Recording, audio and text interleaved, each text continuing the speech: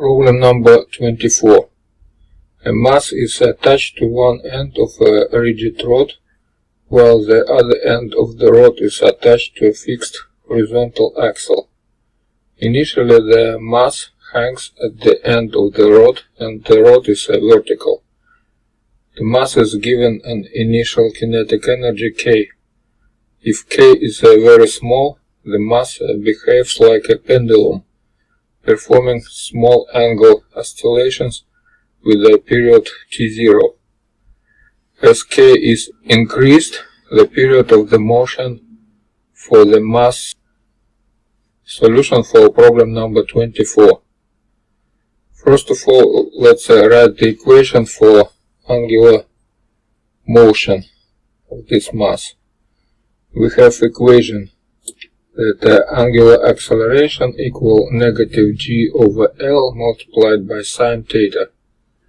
For small theta, sine theta almost equal theta, and in this case we have period equal t0. But when theta is increasing, this function increasing not linearly but slower. It means that restoring force increasing slower, and it means that period will increase.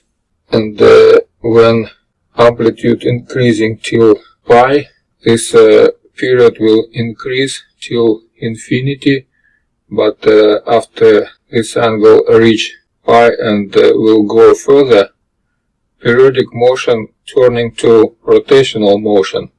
And now when we increase k, this period of rotational motion will decrease and going to 0 when k is going to infinity.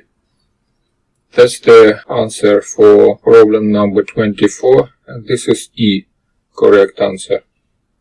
Initially increases and then decreases. Problem number 25. Alice and Bob are working on a lab report. Alice measures the period of a pendulum to be 1.013 plus minus 0.008 seconds, while Bob independently measured the period to be 0.997 plus minus 0.016 seconds. Alice and Bob can combine their measurements in several ways. First way, keep Alice's result and ignore Bob's result. Second way, average Alice and Bob's results.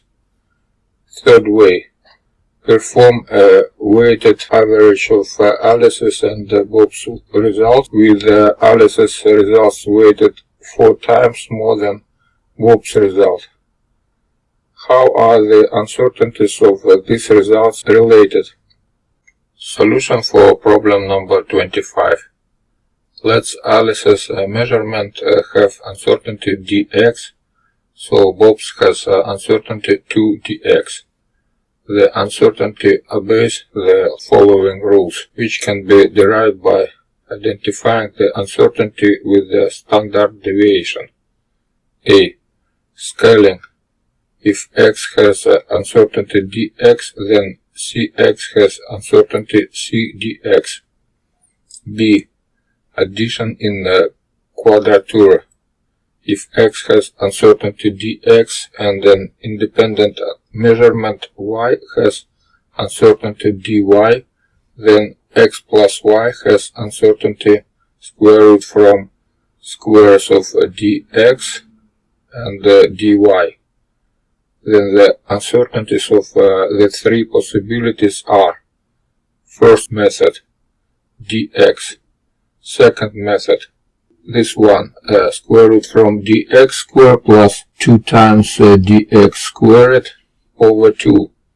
This is uncertainty for x plus y divided by 2. That will be square root from 5 over 2 dx. And the third one is weighted, which is a square root from 4 times dx squared plus 2 times dx squared, which is 2 over square root 5 dx. Definitely highest uncertainty is second one, lowest uncertainty is third one, and first one in the middle. So it means that answer will be B. Method 3 has the lowest uncertainty and the method 2 has the highest uncertainty. That's the solution for problem number 25.